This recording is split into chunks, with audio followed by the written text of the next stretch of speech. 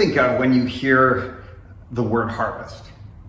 One of those giant John Deere combine tractors, a big golden field of grain or ears of corn?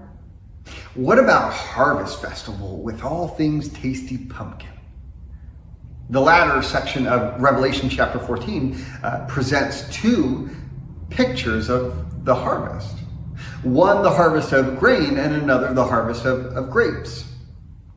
Regarding the first harvest, John says this, "I looked, and there before me was a white cloud, and seated on the cloud was one like a son of man, with a crown of gold on his head and a sharp sickle in his hand.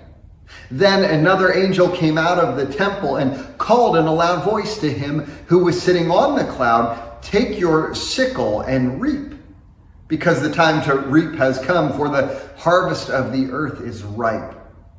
So he who was seated on the cloud swung his sickle over the earth, and the earth was harvested." Verses 6 through 13 are driven by the messages of three angels. After which John relates his vision of one like a son of man in verse 14, which is followed by the appearance of three more angels in verses 15, 17, and 18.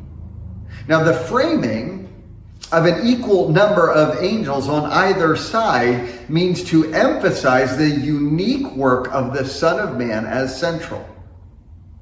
The phrase "one like a son of man" of verse 14 is to draw to our minds the image of the same already introduced to us in Revelation chapter 1, verse 13.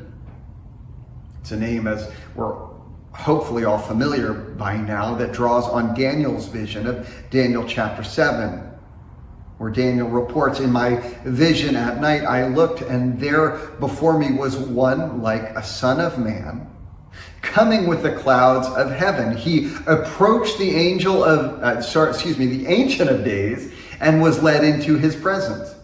He was given authority, glory, and sovereign power. All nations and peoples of every language worshipped him. His dominion is an everlasting dominion that will not pass away.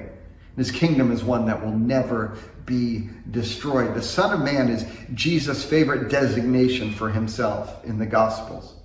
As the text of Daniel suggests, it speaks of his relationship to God and his rule over creation. Now, I have to say, in light of this and similar references, when I initially read the words of verse 15, I was uncomfortable, to say the least. Was an angel really telling Jesus, the second person of the Trinity, what to do? Yes and no. The angel was telling Jesus what to do: take your sickle and reap, but this isn't of the angel's own initiative. Verse 15 states the angel was coming out of the temple, God's throne room. The Father gave the angel the message, who announces to the Son, "It's time." What time, you ask? Well, as we read, it's time for harvest. We know because verse 15 tells us that the earth is ripe. But that introduces its own issue, because it begs the question of us: when is the harvest going to happen? Now, given we're reading Revelation, we may be led to respond the harvest is when Christ returns, which is true. But we know that's not the only harvest. John 4 verse 35, Jesus says to his disciples, "Don't you have a saying?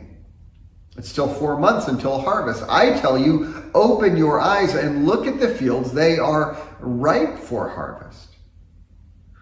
The harvest in this context is not one of judgment, but salvation. And it was happening then, and it's happening now. Jesus is reaping today. Through his word and by his Spirit, he is drawing people to himself, and he does this through us. John 4:38, Jesus tells us that's our mission. He says, "I sent you to reap what you have not worked for. Others have done the hard work, and you have reaped the benefits of their labor." Jesus has done the hard work already on the cross. Let us go and share the good news. The fields are ripe.